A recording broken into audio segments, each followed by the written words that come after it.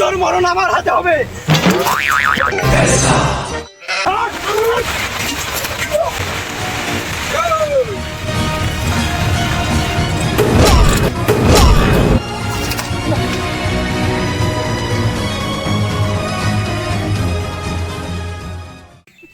আরে ভাইকে তোর বাপ দেখি সারাদিন কাজ কাম করে বেড়ায়, এত টাকা কি করে কদিন আমাদের কাছে?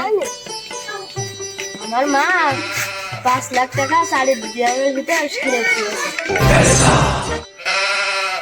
হাতের হাড়ির ভিতরে ছেড়ে দিয়েছে। এই কথা আর কাজ কাজ করে মানে করে নিতে হবে। এই আব্বাস, তুই যদি তোর ছেলেকে বাঁচাতে চাস তাহলে ভাতের হাড়ি আর চালের ড্রাম নিয়ে শিগগিরই চলে আয়। তা কিডন্যাপার ভাই, আপনারা ছেলে কিডন্যাপ করেছে বুঝলাম, তা ওই চালি ড্রাম আর ভাতের হাড়ি কি করবেন? ওরে শালা, এই আমরা চালের ড্রাম আর এই ভাতের হাড়ি গিয়ে পিকনিক করার জন্য কি তোর করছি নাকি শালা? ওই ভাতের বউ হাসতে এই চালির ভিতরে যে 5 লাখ টাকা আর হাড়ির ভিতরে যে 2 লাখ টাকা ছেড়ে দিয়েছে, ওইটা শালা তুই নাই শালা, নাই কিন্তু গুলি করে তো ছেলের মাথা উড়িয়ে দিবানে। না ভাই না, ওই গুলি করে খুলি ওড়ানোর দরকার নেই, আমি এখনই ভাতের হাড়ির ভিতর করে টাকা সব নিয়ে আসছি।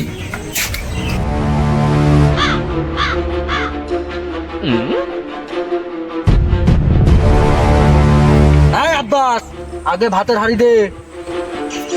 এই কিডন্যাপার, আমি আগে ভাতের হাড়ি দিতে পারবো না, এক হাত দিয়ে ছেলে দে আর এক হাত দিয়ে ভাতের হাড়ি নে।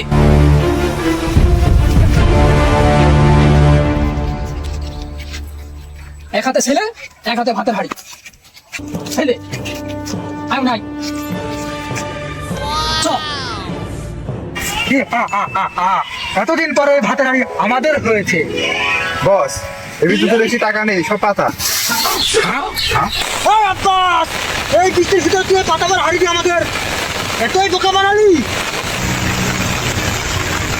এই তোরা কি করে ভাবলি আমি আমার সারা জীবনে জমানো টাকা এত সহজে ভাতের হাড়ির ভিতরে তোকে দিয়ে দেবো? হ্যাঁ, এই ছাড়াই ওকে ধর।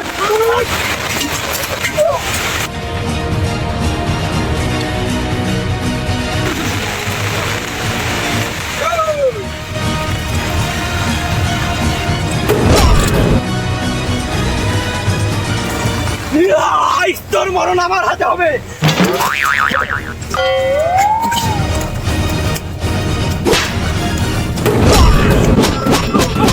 আমার ছেলেকে কিডন্যাপ করা, আজ তোকে মেরে ফেলে দেবো।